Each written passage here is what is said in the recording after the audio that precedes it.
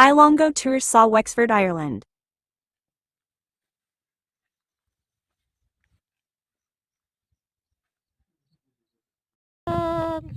Gumala kami sa ka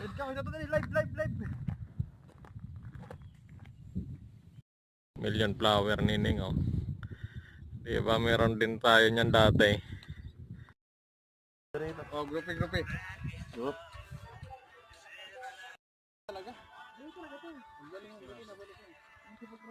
Ang oatmeal. Oh. Oh, clear natin yan ah. Oh, di ba? Ready for harvest na yan. Doon hanggang sa baba, doon pa sa kabila oh. Ba't yan? Mga tropa namin guys oh.